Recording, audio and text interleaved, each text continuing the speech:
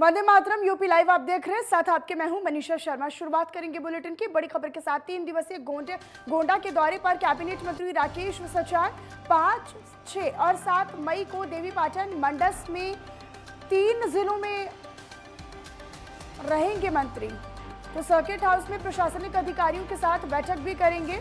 आपको ये भी बताएं कि अधिकारियों के साथ बैठक करेंगे। गोंडा, बलरामपुर और श्रावस्ती जिले का दौरा करेंगे। इस दौरान वो सीएचसी जिला अस्पताल का निरीक्षण भी करेंगे। गौशालाओं, गेहूं क्रय केंद्र का भी निरीक्षण करेंगे। तो 3 दिवसीय गोंडा के दौरे पर कैबिनेट मंत्री राकेश सचान है। 5, 6 और 7 मई को देवीपाटन मंडस के तीनों जिलों में रहेंगे।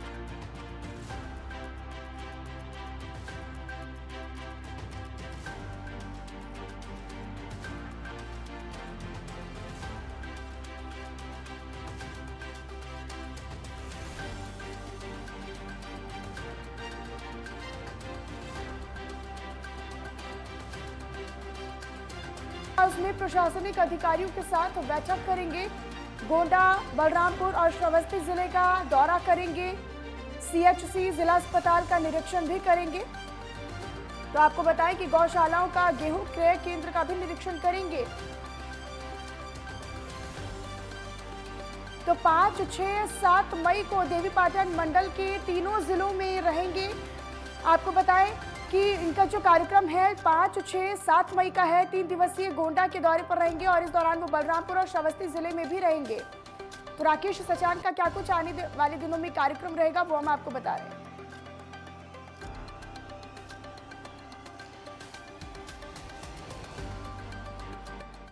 एक और बड़ी जानकारी आपको दें, डिप्टी सीएम केशव प्रसाद मौर्य आज आगरा के दौरे पर रहेंगे। सुबह 11:15 पर मेट्रो रेल परियोजना का निरीक्षण करेंगे। प्राथमिक विद्यालय धमौटा का भी निरीक्षण किया जाएगा। पंचायत भवन मेवली खुर्द में, चौपाल में भी जाएंगे डिप्टी सीएम केशव प्रसाद मौर्य। गौशाला, कोलारा कला पहुंचकर व्यवस्थाओं का जायजा भी लेंगे। राशन की दुकान का भी निरीक्षण होगा। सर्किट हाउस में पदाधिकारियों के साथ बैठक करेंगे। आगरा जिला चिकित्सालय का भी निरीक्षण किया जाएगा। तो डिप्टी सीएम केशव प्रसाद मौर्य आज आगरा के दौरे पर रहेंगे। इस दौरान वो सर्किट हाउस में पदाधिकारियों के साथ बैठक भी करेंगे। आगरा जिला चिकित्सालय का भी निरीक्षण होगा। विकास भवन में भी समीक्षा बैठक करेंगे डिप्टी सीएम केशव प्रसाद मौर्य। तो डिप्टी सीएम केशव प्रसाद मौर्य का आज आगरा का दौरा रहेगा। अब से कुछ ही देर बाद यानी 11:15 का वक्त जब वो मेट्रो रेल परियोजना का निरीक्षण करेंगे। प्राथमिक विद्यालय धमौटा का भी निरीक्षण करने पहुंचेंगे। पंचायत भवन मेवली खुर्द में, चौपाल में भी जाएंगे डिप्टी सीएम केशव प्रसाद मौर्य। गौशाला, कोलारा कला पहुंचकर भी व्यवस्थाओं का जायजा लेंगे।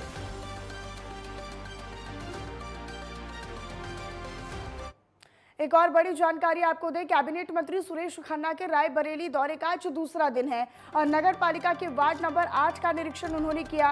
प्रभु टाउन में मिल रही शिकायतों का जायजा उन्होंने लिया, संज्ञान लिया। बस स्टॉप का भी स्थलीय निरीक्षण किया। बस स्टॉप के जर्जर हालात को देखकर उन्होंने नाराजगी भी जताई है, असंतोष जताया है।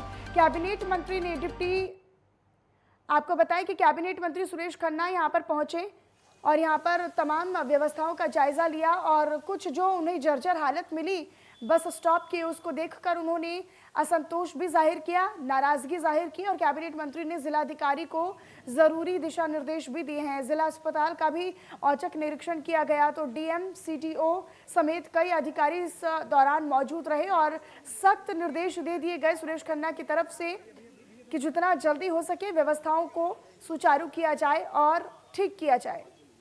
तो प्रभु टाउन में मिल रही शिकायतों का जायजा भी लिया, बस स्टॉप का भी स्थलीय निरीक्षण किया और वहां पर जो अव्यवस्थाएं हैं उनको लेकर नाराजगी भी सुरेश खन्ना ने जताई।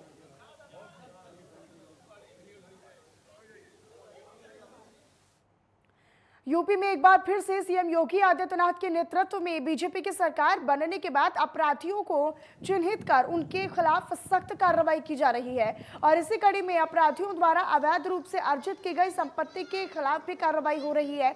वहीं दूसरी ओर मथुरा पुलिस अभियान चलाकर अपराधियों और आरोपियों द्वारा अवैध रूप से अर्जित की गई संपत्ति के खिलाफ भी कार्रवाई करने में जुटी हुई है। इस दौरान मथुरा पुलिस ने शराब माफिया मनोज की 35 लाख रुपए से भी ज्यादा की संपत्ति को कुर्क करने की कार्रवाई की। बताते आपको कि संपत्ति जब्ती कारण नोटिस लगाने के दौरान मथुरा मजिस्ट्रेट क्षेत्राधिकारी गोवर्धन थाना बरसाना प्रभारी और थाना हेवी पुलिस बल के साथ मौजूद रहा। थाना बरसाना के सातिर अभियुक्त मनोज, जो कि एक शराब माफिया घोषित किया गया है, इसने अवैध रूप से यहाँ पर जो संपत्ति अर्जित की है, जिलाधिकारी महोदय के आदेश के क्रम में आज उसको कुर्की की कार्रवाई की गई है। अभियुक्त मनोज एक सातिर किस्म का शराब माफिया है। इसके खिलाफ कुल 11 मुकदमे दर्ज हैं। इसका जो मुख्य व्यवसाय है वो अवैध रूप से शराब की तस्करी और बिक्री है।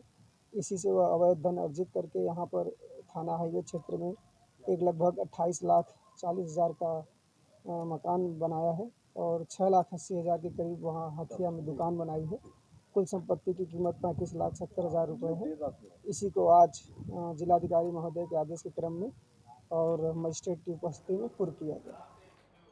योगी आदित्यनाथ के नेतृत्व में सरकार बनने के बाद ग्रेटर नोएडा और नोएडा और यमुना विकास प्राधिकरण क्षेत्र में बाकायदा बिल्डरों के खिलाफ शुरू कर दी गई है कार्रवाई, और जो कार्रवाई शुरू की गई वो जारी है। यमुना विकास प्राधिकरण ने 42.82 करोड़ रुपए के बकाया राशि का भुगतान न करे जाने पर अजनारा बिल्डर के खिलाफ कार्रवाई की है और सेक्टर 22A में आवंटित ग्रुप हाउसिंग भूखंड का आवंटन निरस्त कर 25 एकड़ 1 लाख स्क्वायर मीटर जमीन वापस ले ली है। इतना ही नहीं बल्कि बिल्डर के करीब 11 करोड़ 79 लाख राशि जब्त भी कर ली गई है। वहीं प्राधिकरण ने इससे पहले 31 मार्च को 8 बिल्डरों का आवंटन रद्द किया था और इसी तरह अब तक 10 प्रोजेक्ट रद्द किए जा चुके हैं।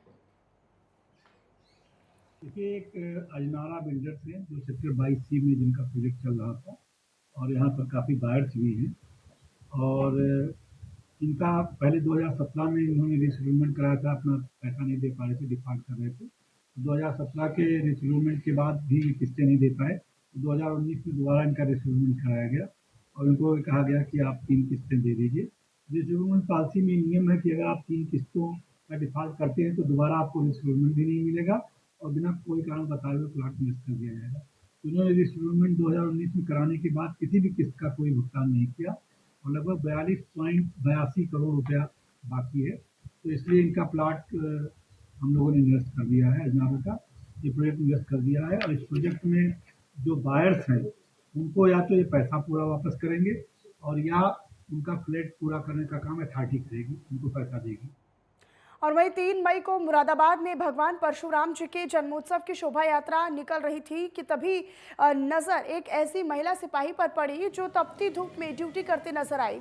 यही नहीं, महिला के साथ उसका 1 साल का बच्चा भी आगे बैग में बांध के टांग रखा था और धूप में ड्यूटी कर रही थी। और ये मामला मुरादाबाद के वरिष्ठ पुलिस अधीक्षक के संज्ञान में आया। उन्होंने उस सिपाही महिला को उसके नवजात बच्चे की सुरक्षा और उचित देखभाल करने के लिए उसकी इच्छा अनुसार रिजर्व पुलिस लाइन में संचालित प्ले स्कूल में तैनात करा दिया।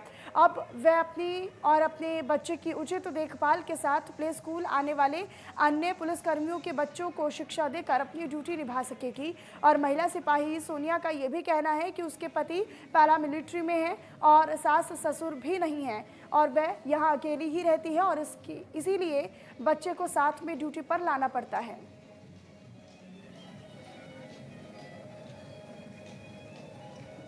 भैया आना पड़ेगा, घर पे कोई है नहीं। मेरे हस्बैंड पैरामिलिट्री आईटीबीपी में है और सास ससुर मेरे कोई है नहीं, तो इसलिए अकेला हूँ मैं, तो इसलिए आना पड़ेगा। बच्चे के साथ ही ड्यूटी कर रही हूँ भैया, अब तो मैं कई दिन से। कहाँ पर ड्यूटी लगी हुई है? आज तो जल्लूस में लगी हुई है, मुगलपुरा थाने में जल्लूस है, इसमें लगी हुई है।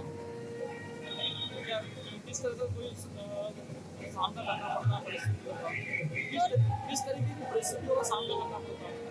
परेशानी तो है ही भैया, सभी तरीके की है। गर्मी में बच्चों को लेके आना पड़ रहा है, सबसे बड़ी तो प्रॉब्लम यही है। और मतलब बाहर की ड्यूटी भी है, बाहर में सभी तरीके की ड्यूटी होती है, पीकेटी भी हो जाती है, थाने की भी हो जाती है और बाहर जल्लूस की भी हो जाती है, सभी तरीके की ड्यूटी हो जाती है ड्यूटी। देखिए, एक महिला आरक्षी है सोनिया, वो सिविल लाइंस थाना क्षेत्र में शांति व्यवस्था की ड्यूटी कर रही हैं। क्योंकि अभी उनका जो बच्चा है काफ़ी छोटा है और घर में देखभाल के लिए कोई उनके यहाँ जिम्मेदार मेंबर है नहीं, तो साथ ही लेके उस दिन ड्यूटी कर रही थी, जिसका संज्ञान लेते हुए कप्तान साहब ने उनको आज रिजर्व पुलिस लाइन में वामा सारथी जो योजना है उसके तहत जो प्ले स्कूल संचालित किया गया है वहाँ पे उनको पोस्ट किया गया है, ताकि वह अपने बच्चे का ख्याल भी रख सके, साथ साथ वहाँ पे जो अन्य बच्चे शिक्षा प्राप्त कर रहे हैं उनको भी एक उनकी देखभाल भी कर सके, उन्हें थोड़ा सा इनिशियल लेवल की टीचिंग दे सके, जिसके लिए वह स्कूल खोला गया है। तो साथ साथ वो अपनी ड्यूटी भी करें। अमेठी से बड़ी जानकारी आपको दे, बारिश और तूफान के कारण दीवार गिरी है और दीवार के नीचे सो रहे 5 लोग घायल हुए हैं। तो ये मामला अमेठी का है, जहां बारिश और तूफान के चलते दीवार गिरने से हादसा हुआ और दीवार गिर जाने से नीचे सो रहे 5 लोग घायल हुए हैं और घायलों को अस्पताल में फिलहाल इलाज के लिए भर्ती करा दिया गया है। 2 घायलों की हालत बेहद नाजुक और गंभीर बताई जा रही है। अमेठी थाना क्षेत्र के सराय कंधा गांव का ये पूरा मामला है, जहां पर बिजली और तूफान के चलते, बारिश के चलते ये नीचे दीवार गिर गई और यहाँ पर सो रहे 5 लोग इसमें दब गए। हालांकि जो 5 घायल हैं उनमें से 2 की हालत बेहद नाजुक और गंभीर बताई जा रही है और सभी को इलाज के लिए फिलहाल अस्पताल में भर्ती कराया गया है। तो यूपी के अमेठी में थाना क्षेत्र के सराय कंधा गांव का ये पूरा मामला है।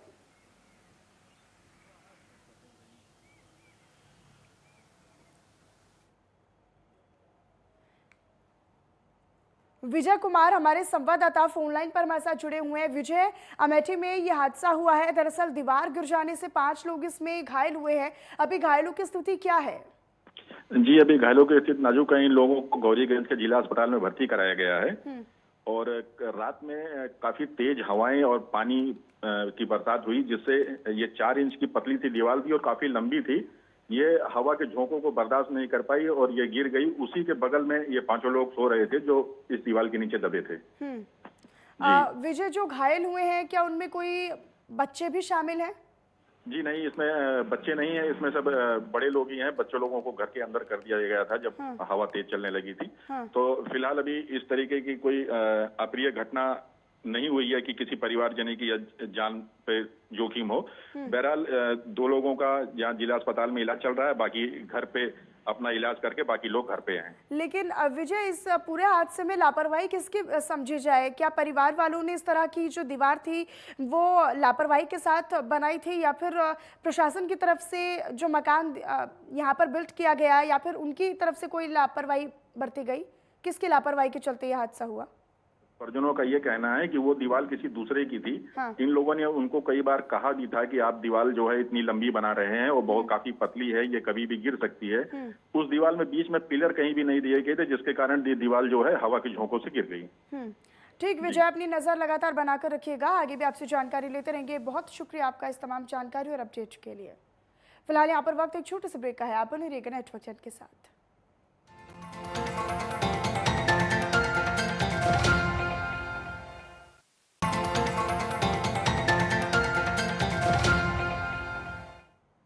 और चलिए, ब्रेक के बाद एक बार फिर से आप सभी का स्वागत है। रुख करते हैं कुछ और खबरों की तरफ। बड़ी खबर आपको बताएं, इलाहाबाद हाईकोर्ट का बड़ा आदेश सामने आया है और अब थाने में किसी को बुलाने के लिए मंजूरी जरूरी होगी, यानी अब मंजूरी लेनी होगी, उसके बाद किसी को बुलाया जा सकेगा।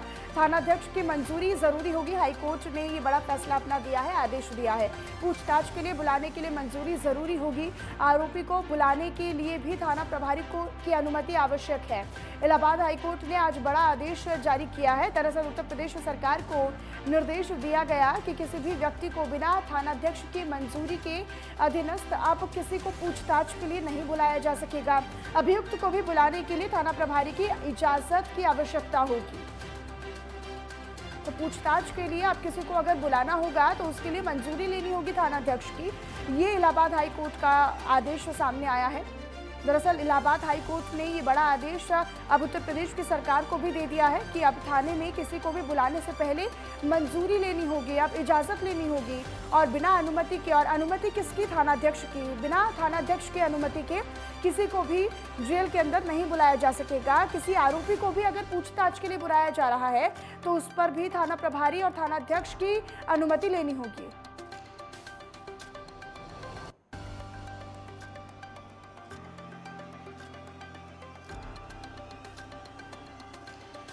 मेरठ से अगली खबर आपको बताएं, जहां पर कोतवाली थाने की बुढ़ाना गेट पुलिस चौकी के सामने लगे जाम को खुलवाने की कोशिश कर रहे दारोगा और महिला पुलिस कर्मियों का कसूर सिर्फ इतना था कि उन्होंने स्कूटी पर सवार 2 दबंग महिलाओं को रॉन्ग साइड जाने से रोक दिया। फिर क्या था, इस दौरान स्कूटी सवार दबंग महिला पुलिसकर्मियों से भिड़ गई। चौराहे पर जमा भीड़ की परवाह न करते हुए महिला ने दरोगा के अभद्र भाषा का प्रयोग किया और इससे भी मन नहीं भरा तो दबंग महिला ने दरोगा पर स्कूटी भी चढ़ा डाली और दरोगा के पिस्टल छीनने की कोशिश की गई। वहीं बीच बचाव करने आई महिला कांस्टेबल के साथ भी दबंग महिला ने जमकर 2 हाथ किए। और आपको ये भी बताएं कि स्कूटी सवार दबंग महिला ने 20 मिनट तक खुलकर दबंगई दिखाई। वहीं वायरलेस होने पर अन्य पुलिसकर्मी भी बुढ़ाना गेट चौराहे पर पहुंच गए और हंगामा काट रही महिलाओं को हिरासत में लिया।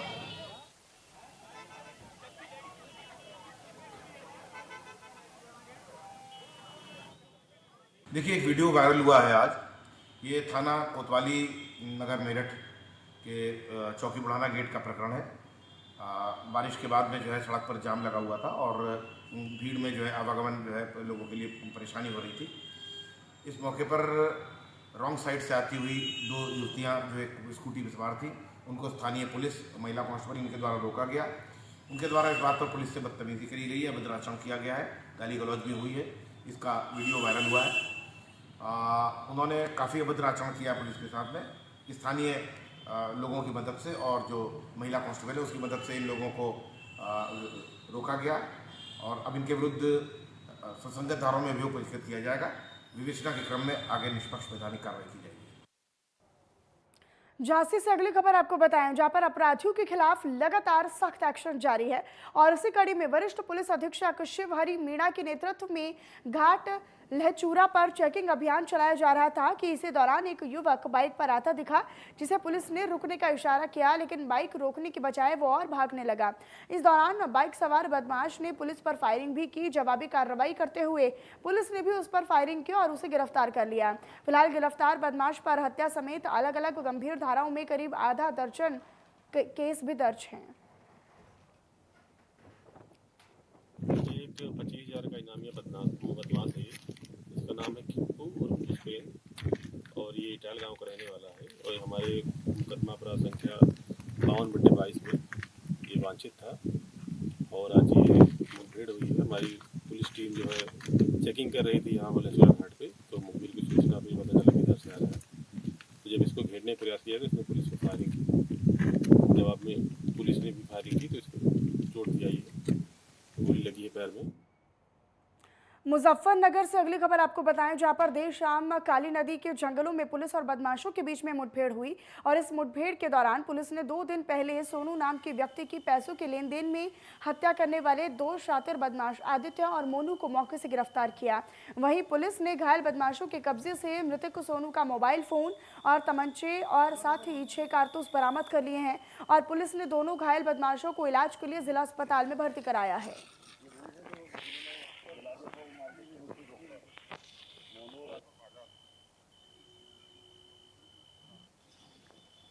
कोतवाली पुलिस ने उसमें मुकदमा दर्ज करके विवेचना शुरू की, जिसमें जो 2 लोग हैं जो जिनके नाम प्रकाश में आए थे, उनको पुलिस लगातार ढूंढ रही थी और आज जैसे ही मुखबिर से सूचना मिली कि वो दोनों लोग जो है यहाँ इधर से जो है घटना करने या अपने तथ्य छिपाने की फिराक में हैं, तो जैसे ही पुलिस ने उनको घेराबंदी की तो उन्होंने पुलिस के ऊपर जानलेवा फायर किया, जिसमें 2 बदमाश पुलिस की जवाबी कार्रवाई में सोनूर शौकीन और आदित्य नाम के 2 बदमाश जो कि प्रेमपुरी के रहने वाले हैं, उनको गोली लगी है, घायल हुए हैं, उनको उपचार हेतु रवाना कर दिया है और उनके पास से जो मृतक का मोबाइल था, जो जिसकी डेड बॉडी कल मृतक की मिली थी मोनू की, उसका मोबाइल इनके पास से बरामद हुआ है और 2 अवैध तमंचे जिससे इन्होंने फायर किया है वो बरामद हुए।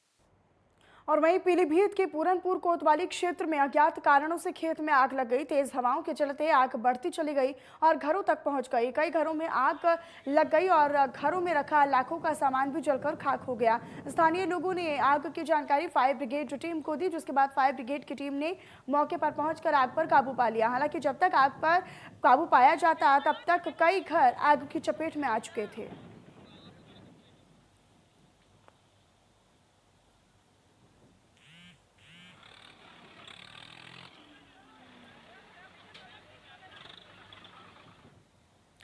तो दमकल कर्मियों ने मौके पर पहुंचकर आग पर काबू पा लिया है, लेकिन जानकारी दी गई और जब तक दमकल विभाग की टीम जो थी वो आग बुझाने के लिए मौके पर पहुंची, तब तक कई घर जो थे वो आग की चपेट में आ चुके थे, कई बड़ा नुकसान हो चुका था। तो यूपी के पीलीभीत के पूरनपुर थाना क्षेत्र का ये पूरा मामला मैं आपको बता रही हूँ, जहाँ पर आग से कई मकान जलकर खाक हुए हैं। हालांकि स्थानीय लोगों ने दमकल विभाग को इसकी जानकारी दी और दमकल विभाग की टीम ने मौके पर पहुंचकर आग पर काबू पा लिया, लेकिन जब तक टीम पहुंची तब तक काफी नुकसान हो चुका था। एक और बड़ी जानकारी इसी बीच मिल रही है, वो भी आपको बता दें। लखनऊ के अमीनाबाद में बुलडोजर चला है और मंदिर की आड़ में बनी अवैध मार्केट पर बुलडोजर चलाया गया है। पुराने हनुमान मंदिर के पास पीला पंजा चला है। अवैध कॉम्प्लेक्स को ढहाने का काम शुरू किया गया है। मौके पर भारी पुलिस बल और अधिकारी मौजूद हैं। तो लगातार जो बुलडोजर कार्रवाई है वो अलग अलग हिस्सों में हो रही है। उत्तर प्रदेश में अगर हम बात करें तो उत्तर प्रदेश के कई ऐसी जगहों पर, ऐसे जिलों में बुलडोजर की कार्रवाई हो रही है जहां पर अवैध तरीके से निर्माण कार्य किया गया या फिर अवैध अतिक्रमण किया गया है। और एक बार फिर से वही तस्वीर सामने आई है लखनऊ से। तो यहाँ पर लखनऊ के अमीनाबाद में बुलडोजर चला है। मंदिर की आड़ में दरअसल यहाँ पर अवैध मार्केट चल रही थी, जिस पर ये बुलडोजर अब चलाया गया है, पीला पंजा चलाया है। तो पुराने हनुमान मंदिर के पास पीला पंजा चला है। अवैध कॉम्प्लेक्स को, अवैध तरीके से जो कॉम्प्लेक्स चल रहा था, मार्केट चल रही थी, उसको ढहाने का काम शुरू हो चुका है। मौके पर भारी संख्या में पुलिस बल तैनात है और साथ ही साथ अधिकारी भी मौजूद हैं।